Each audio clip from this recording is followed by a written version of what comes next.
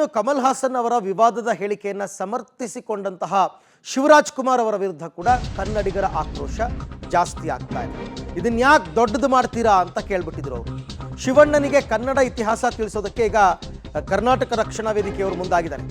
ಶೀಘ್ರದಲ್ಲೇ ದೊಡ್ಡಮನೆ ಮಗನನ್ನ ಭೇಟಿ ಆಗ್ತೀವಿ ಅಂತ ನಾರಾಯಣಗೌಡರು ಹೇಳಿದ್ದಾರೆ.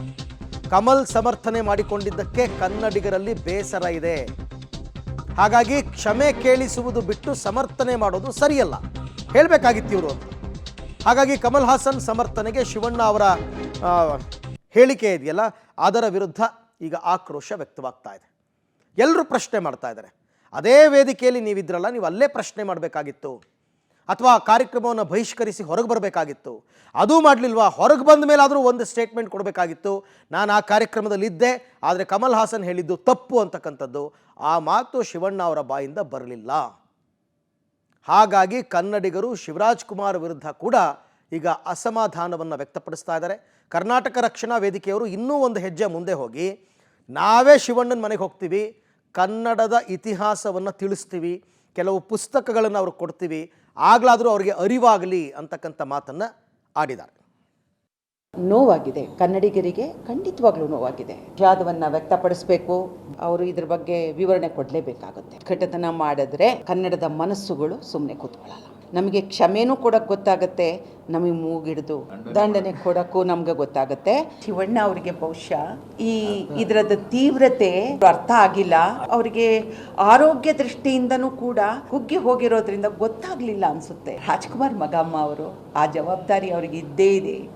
ಕಮಲ್ ಹಾಸನ್ ಒಬ್ಬ ಮಹಾನಟ ಅನ್ನೋದು ಗೌರವ ಇದೆ ಅವ್ರ ಮೇಲೆ. ಅವ್ರ ಸಿನಿಮಾ ಬಿಡುಗಡೆ ಆಗಬೇಕು ಕರ್ನಾಟಕದಲ್ಲಿ ಅನ್ನೋದಾದ್ರೆ ಕಮಲ್ ಹಾಸನ್ ನೀವು ಕ್ಷಮೆ ಯೋಚಿಸ್ಲೇಬೇಕು. ಅವ್ರು ಕ್ಷಮೆ ಯೋಚಿಸದೆ ಹೋದ್ರೆ ಎಲ್ಲ ಥಿಯೇಟರ್ಗೆ ಬೆಂಕಿ ಹಾಕ್ತೀವಿ. ಶಿವರಾಜ್ ಕುಮಾರ್ ಯಾವುದು ದೊಡ್ಡ ವಿಚಾರ, ಕನ್ನಡ ನಿಮಗೆ ದೊಡ್ಡದು ಅಂತ ಅನಿಸ್ತಾ ಇಲ್ವಾ?